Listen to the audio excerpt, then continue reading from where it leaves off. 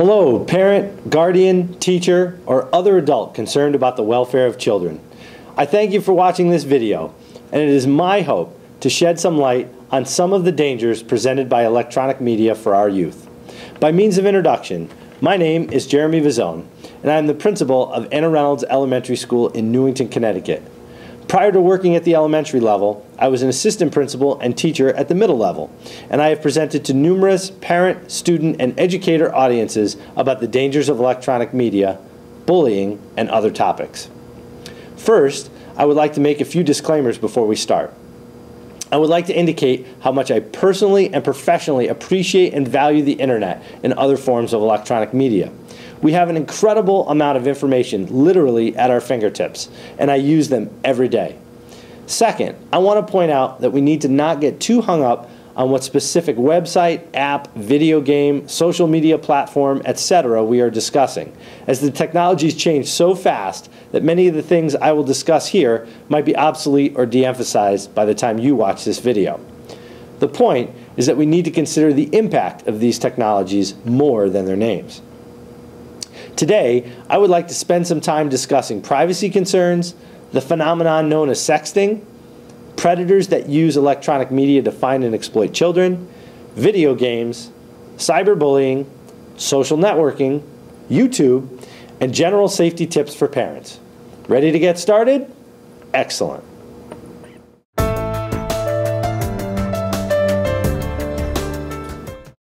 I would like to begin with an example that might be a bit outside the typical conversation about internet privacy.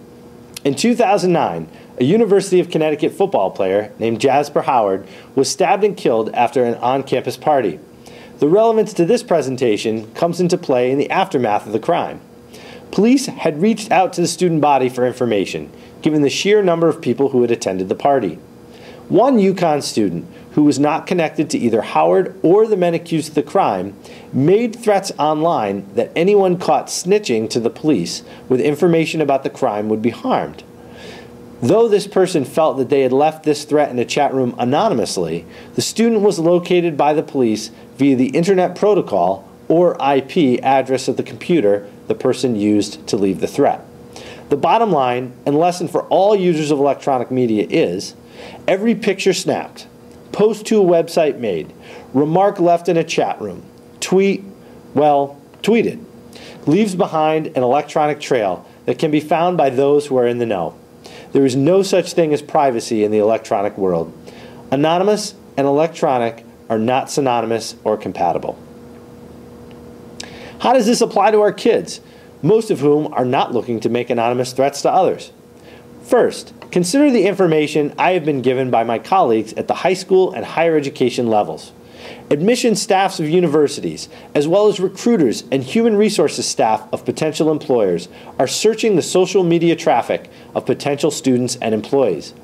So if your teenager is thinking it funny and boastful to post a picture of him doing a keg stand at a party of some underage friends, he or she might just be crossing his or her own name off some college lists and ruining his or her chance at that perfect job. This is even if they later take the post down, as the information can live on through the posts of others, forwarding, downloading by others, etc. Second, privacy issues leads me to the next topic, sexting.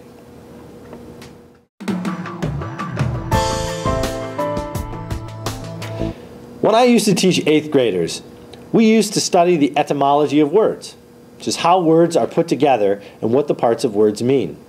So let's take a look at the word sexting to see what it means. This is a word that comes from the combination of two existing words, sex and texting. To define it, sexting refers to sending naked or provocative pictures of oneself to others via cell phone, email, social networking site, etc. Let's consider this example. So here I am. I'm lounging in my bedroom, lying on my bed, and I decide to send a picture of me in my birthday suit to that cute girl in my math class. There are several pitfalls to this practice. First, as stated earlier, that picture, once sent out from your phone or posted to a social networking page or wall, is fair game for others to forward, save, and print. In the most typical scenario I have seen, a teenage boy asks a girl he is interested in, perhaps even dating, to send some naked pictures of herself. The young lady, though a bit creeped out by the request, decides to oblige to impress the boy. Once she does this, the boy either 1, breaks up with the girl and shares the pictures with others, or 2, can't keep naked pictures of his girlfriend to himself, so he shares the pictures with others. Do you see the pattern here? The bottom line is, these pictures do not remain just between friends. I have seen the shame and mortification on the faces of some of the girls who have obliged with this all too common request. They become the objects of ridicule at school, the butt of jokes. They feel that all eyes are on them. Did that kid in the hallway that just looked at me and laughed see the pictures? Are those girls down the hallway snickering at me? Becomes paranoia and almost unbearable, at least until the next person in the school does something foolish and the spotlight shifts to them. Second, there is the legal realm. In many states, the scenario I described is legally known as possession and distribution of child pornography. This crime is a felony. Now, I'm not a criminal law expert, but felonies are the big ones. Jail time often accompanies them. Think about this. 2 kids sharing a naked picture can lead to jail time. In Connecticut, where I live and work, the law has somewhat caught up with the fact that this crime is very different than the stash of pictures of children engaged in sex acts on the hard drives of true pedophiles that the law is intended to punish. A recently amended Connecticut law makes the boy and girl in my scenario eligible for a misdemeanor rather than a felony, so long as both teens are consenting. However, I like to always point out that this misdemeanor consideration is only available to the boy and girl themselves. Once the picture is forwarded to the boy's buddies, felony prosecution is back on the table. I've advised teenagers in this situation to make sure to flush and delete any pictures they receive that contain nudity. Just doesn't make any sense to go to jail over possession of such a picture, tempting as it might be for them to keep it. Just ask the kids around the country who are presently doing time and having to live with life on the sex offender registry.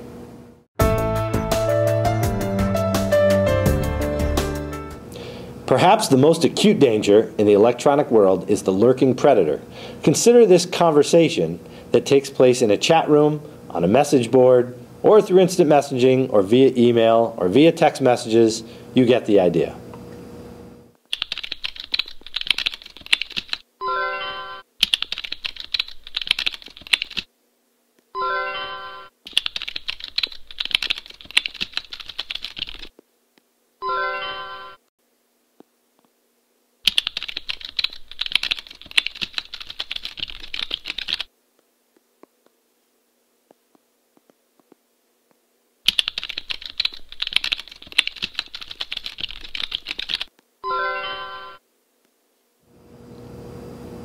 This conversation seems innocuous if soccer girl 12 is talking to a boy her age in the next town over.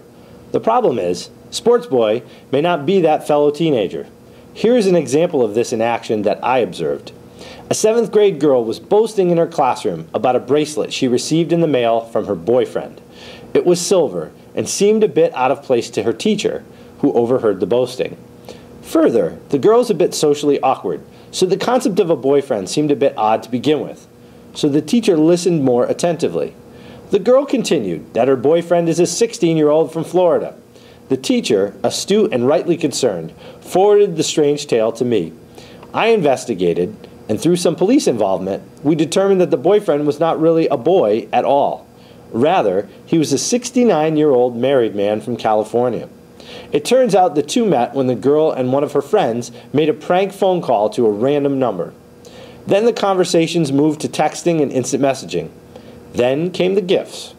A request for a meeting was likely not far in the future. This is what I like to call an almost situation. This was almost a disastrous encounter between a 13-year-old girl and a 69-year-old man. To make the plot just a bit thicker, it turns out that the girl was portraying herself as an 18-year-old stripper from Oklahoma. In interviewing 5th graders following one of my presentations, many of them told me how they regularly portray themselves online as older than they are. This is very dangerous, as they will attract the attention of, and hear back from, older people. the content of older people is generally inappropriate for kids. The individual in the story above was not necessarily a predator per se, but what about those who are? To share a quick statistic, here in the small state of Connecticut, with a population of about 3.5 million people, there are 5,533 registered sex offenders as of the very beginning of 2013. Now, I want to be very clear that not all of these individuals are those who would prey on children. But if you have ever watched the To Catch a Predator segment of NBC's Dateline News program, you know that if you dangle it, they will come. Now let's turn our attention to these predators and look at how they operate. These predators that we're talking about will try to use the routines of children to get close to and get to know the children and get them to trust them. For example, if the child uses a particular chat room at a certain time of night, or they play a particular video game with a public group at a particular time, the predator will also try to go to that chat room or play that video game at that same time so that they seem to the child to be just like one of the other kids that the child is playing the video game with or chatting with. And as you can see in the last bullet, it really doesn't matter what the social media is. And as I mentioned at the beginning of this presentation, don't get too caught up on the particular electronic media, the site, the website, the app, whatever. That's not what's important. What's important is they will use any electronic means that can be used to communicate to try to get close to and get the children to trust them. Police, when they've encountered these predators in their homes, find that predators will keep binders and notebooks of notes that they take on kids while they're on the internet. As I mentioned before, they will try to take advantage of the routines of kids, and they'll take notes on those routines so that they can use them to try to gain an advantage and gain the trust of a child. As you'll see at the bottom of this slide, there's actually a police term called grooming, where the predator will gain the trust of the child. And often they will use trickery to do this. You will see this in our next example of our chat between Soccer Girl 12 and Sports Boy. The key point to all of this is people on the internet are not who they seem. Assume that everyone you communicate with is someone else. In terms of prevalence, according to a study by the National Center for Missing and Exploited Children in 2006, there are some alarming data surrounding what our kids are exposed to while online or in the electronic world. They surveyed kids between the ages of 10 and 17, and they asked them about the types of things that they experienced when they were online. In the first bullet, you see that 1 in 7 children received unwanted sexual solicitations. They were asked whether they wanted to do something inappropriate with somebody online. In the second bullet, 1 in 3 children were exposed to unwanted sexual materials, whether that be pictures, videos, sexting of the person they were talking to, etc. And lastly, 1 in 11 kids actually receive threats or other offensive behavior via the internet. So just putting that in percentage form, kids that were solicited, a little under 15%. 1/3 of the kids had been exposed to inappropriate sexual materials, and a little under 10% had been threatened on the internet. Those are some scary statistics. These predators are pros in the way that we study and work hard at our respective crafts, so they do work hard to find and harm children. They use trickery to get children to give up contact information and other personal details about their lives that they can later use to their advantage. Let's go back to that conversation between Soccer Girl 12 and Sports Boy.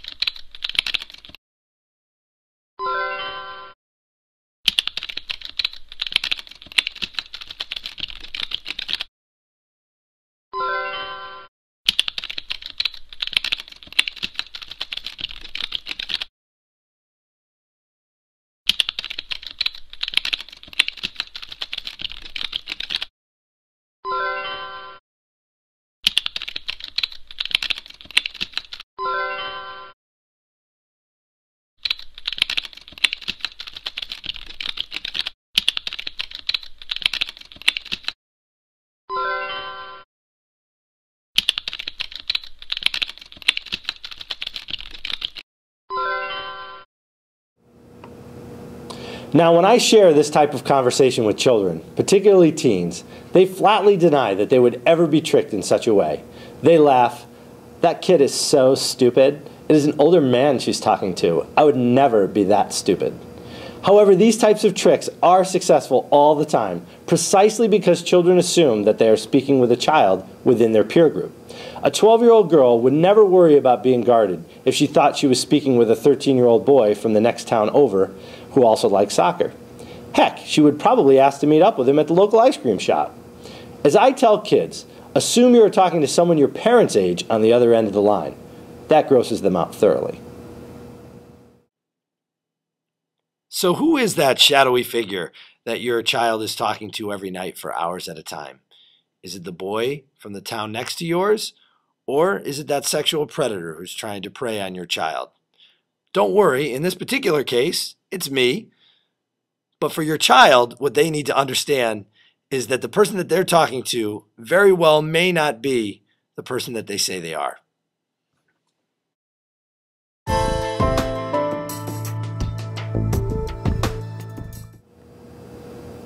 Now let's turn our attention to one of the ways that predators might find kids in the electronic world: video games. Let me tell you, if you've not been around video games recently, say in the last few decades, they've come a very long way from Pong, Pac-Man, and Super Mario Bros. Today's games have three-dimensional, realistic graphics that can include blood, gore, and sexual themes, and most dangerously, the ability to connect through a standard internet connection to others playing the same game, whether they are in the next room, town, or continent. That's right, your child in his or her bedroom may be playing Halo or Call of Duty with someone in Dubai or Djibouti. Aside from the violent content of many of these games, which presents a danger in and of itself, what is more troubling is the open chat feature of many of these games. This means that players can communicate freely with one another over the internet, via texting, or in some cases, via speaking through microphones and headsets. It is through this connectivity that the real troubles begin. First, this connection might be the way that a predator finds and grooms a child. I would posit that career predators specifically become gamers to get closer to the children's demographic they seek. In some cases, children do not even feel victimized and welcome the attention. For example, in 2011, a 21-year-old woman from Maine met a 14-year-old boy from Monroe, Connecticut through the open chat feature of their Sony PlayStation 3 game systems.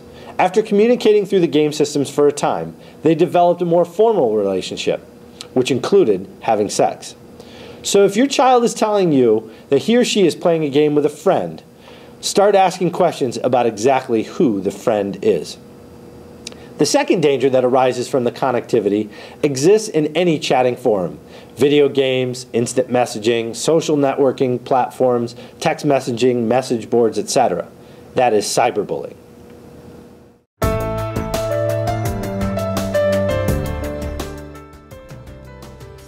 Cyberbullying is essentially using an electronic form of communication to bully someone, i.e., to purposefully make the person feel badly about him or herself by calling the person names, putting the person down, starting rumors, turning others against him or her, or any other mean behavior.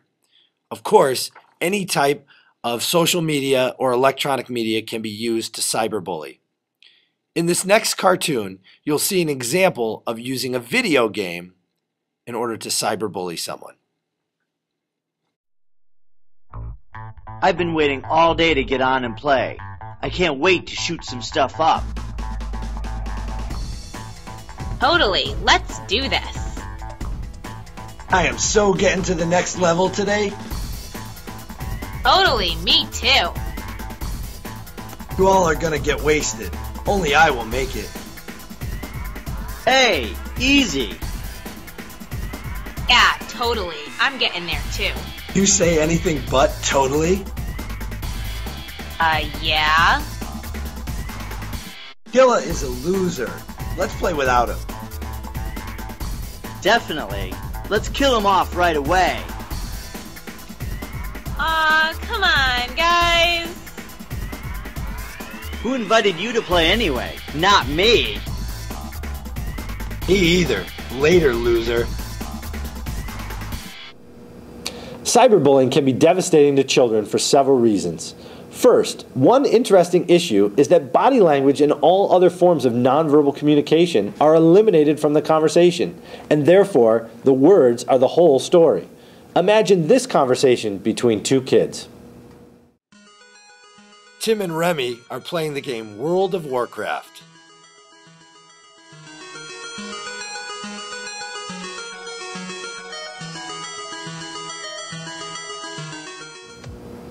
Given this exchange, we can interpret a number of different meanings. Perhaps Tim and Remy could be such good friends that Tim is used to Remy saying such things, and the comment is likely a joke. If they were in person, can you just see Remy slapping Tim on the back and laughing and smiling as he said it? Or Remy might be serious, indicating that Tim is not very bright, as evidenced by his last comment. In this case, Remy might be intending to be demeaning. Given that Tim might be confused as to Remy's intent, he might not be sure how to respond. I don't know about you, but most middle and high school kids do not respond with this inquiry. I'm sorry, Remy, but I am unsure what you mean. Are you joking? Or are you really saying that I am stupid? Rather, most kids will respond with something more like, well, at least I shower, or another sarcastic or flippant remark. Now we have an escalation, and the real argument may ensue. Second, there is a general ease with saying something unpleasant when the other person is not directly in front of you. Think of your own work and personal life. How much easier is it to tell someone off by typing your thoughts, hitting send, enter, or post, and then closing your computer, than actually calling the person and saying the same stuff? Take an even more mild example. Consider replying no to an invitation to an event you don't want to attend. Do you call your acquaintance to personally explain how ambivalent you are toward hanging out with them and their lame family? Or do you simply click the no button on their evite? I thought so. Using the same logic, kids have a much easier time saying something really mean to someone else when the other person cannot defend themselves, and the aggressor does not have to witness the other person's discomfort. Finally, and most importantly, when we were growing up, the teasing and taunting we might have experienced generally happened only when we encountered the aggressor. At the playground, in the school bathroom, at recess, in the neighborhood park. However, when we went home, we could escape and not have to deal with the negativity. We had a refuge.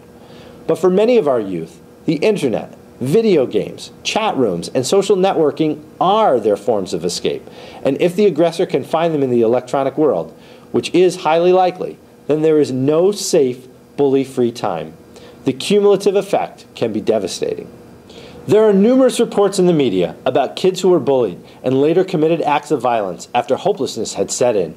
Typically, these acts of violence are pointed inwardly, such as in the case of 15-year-old Phoebe Prince of South Hadley, Massachusetts, who hanged herself in 2010 following taunts and bullying through text messages and on Facebook.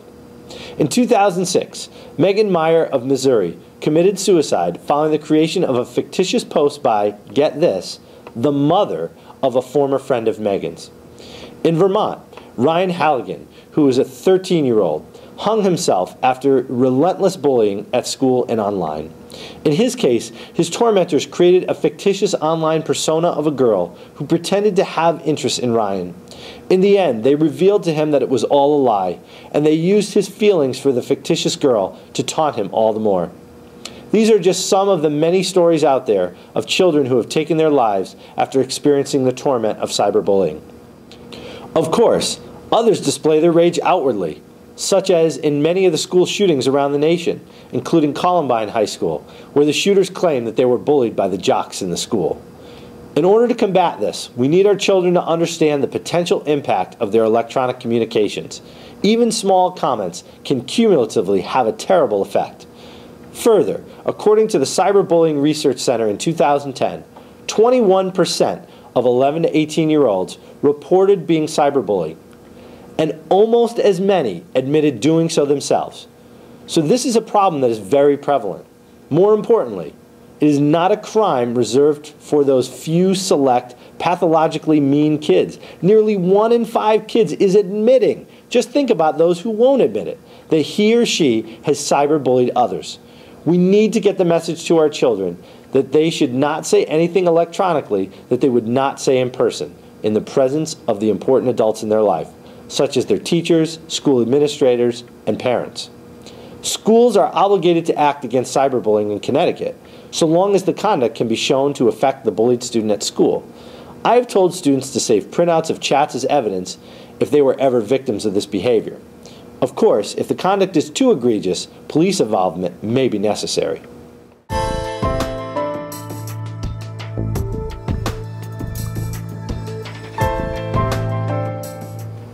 One of the methods of cyberbullying is through social networking platforms. Facebook is certainly the most prevalent social networking platform in use in our country today.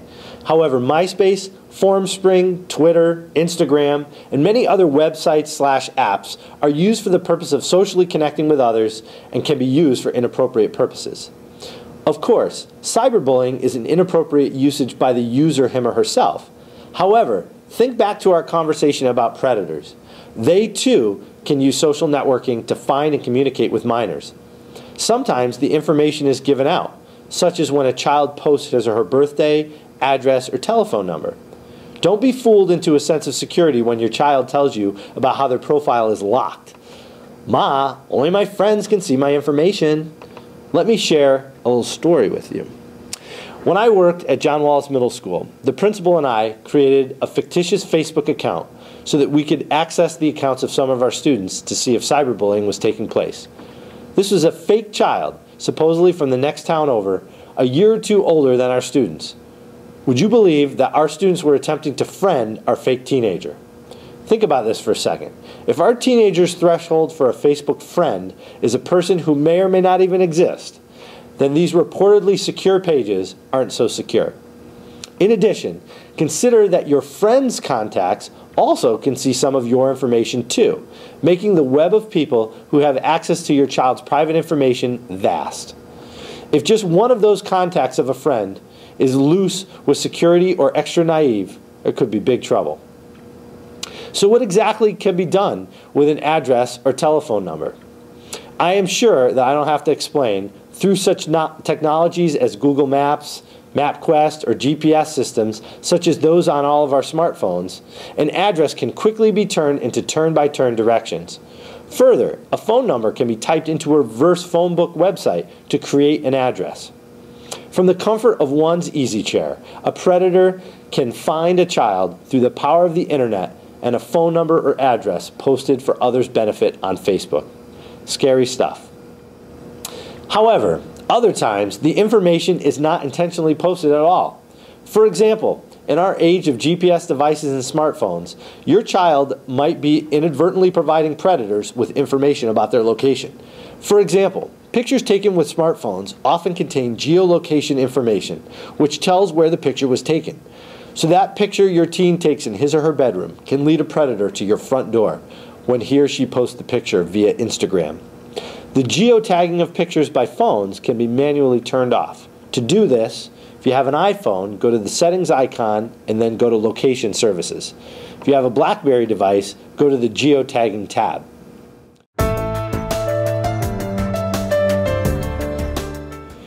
Though I did not want to get too terribly website or app specific, I would like to take just a moment to speak about YouTube, which I like to think of as a wild west of watching. The key to a video sharing platform such as YouTube is that anyone can post to it. Accordingly, there's a lot of great content with appropriate messages and subjects, while there is similarly a lot of garbage. You also must know that the content is organized by subject. By the way, this discussion also applies to any search engine in general, as the logic and principles behind the searching are the same. So let's say you're looking for a video with content about astronomy. You type in the word moon, which seems harmless enough and is a topic of study in the early grades. Let's just say that many of the items selected are about the satellite of Earth, while others are not so connected to astronomy. The lesson here is to be very careful about sending children to YouTube or any search engine without supervision. It is very easy for them to quickly fall off the appropriate pathway. Finally, I wanted to share some safety tips for parents to address some of the dangers I have presented here.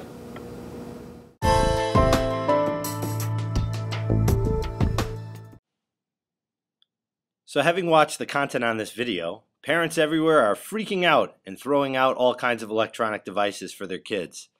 I'm certainly not advocating that kind of extreme. But what is a parent to do in this electronic age? First thing I'd like parents to consider is developmental appropriateness of some of the things we talked about today.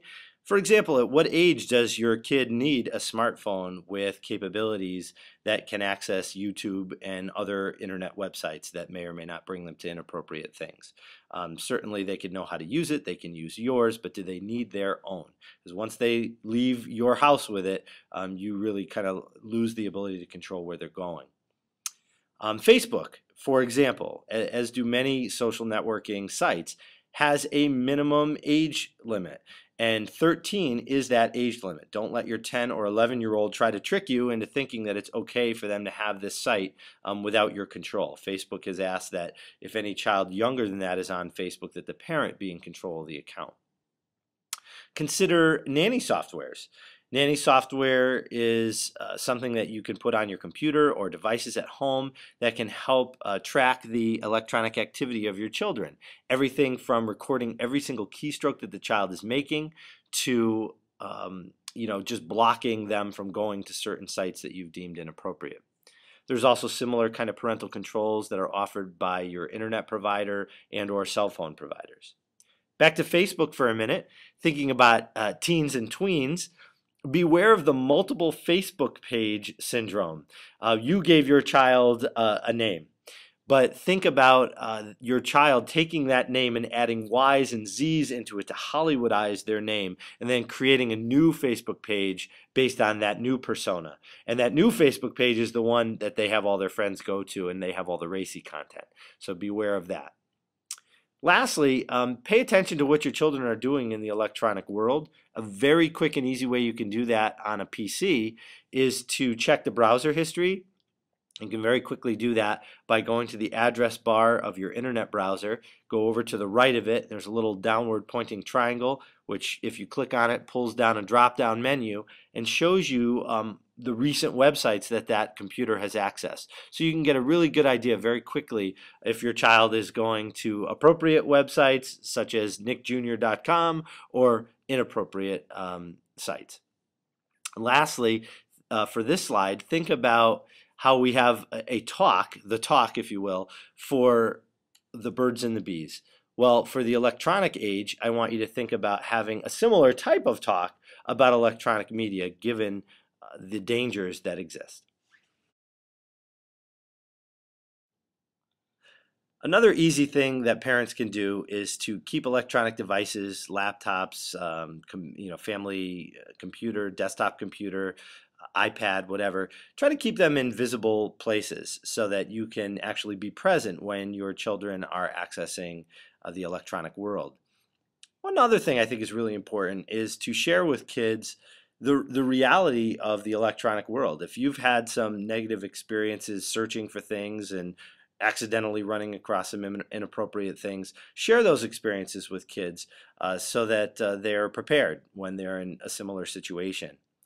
As we would say to any child, any educator would say to any parent, with regard to bullying or any kind of problems that a child might be having, pay attention to your child's behavior. If you notice that every time your child stops using the computer, they slam the laptop cover down and they storm away from the computer, or they're acting very sullen or angry, this could be signs that there is some cyberbullying going on, or at a minimum, a negative relationship with somebody online. So that might be reason for you to start asking questions and or check the browser history, as I mentioned before.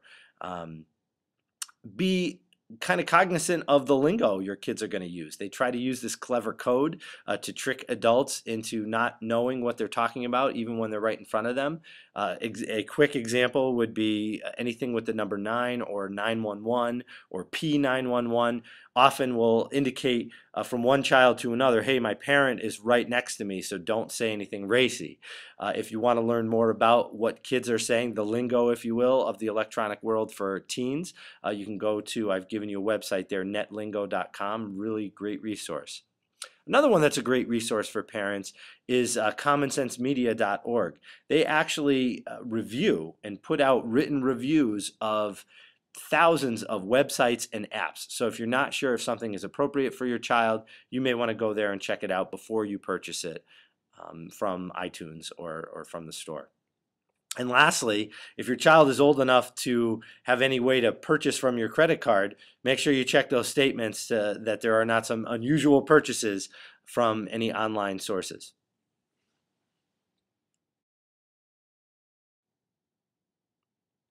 I wanted to leave you with some resources that parents can use to either find out more information and or search safely on the internet. There's so much out there. It's really infinite. You could go on Google and search dangers of electronic media and find practically infinite resources. But here's a couple that I found that were pretty good that I want to share with you. The first is, as I mentioned, Google searching you got to be careful with. Here's one for you that you can search with your kids and know it's going to be safe. It's called allsafesites.com. It's a search engine, but it only will bring up sites that have been deemed safe. So you don't have to worry about that inappropriate image or picture or language popping up when you do a search. And then the last two websites, I won't talk much about them, but they are kind of comprehensive and share a lot of articles and resources about the dangers of electronic media.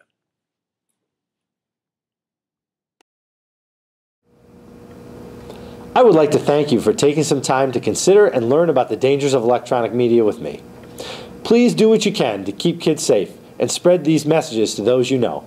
I can be reached at jvisone@npsct.org. Good luck.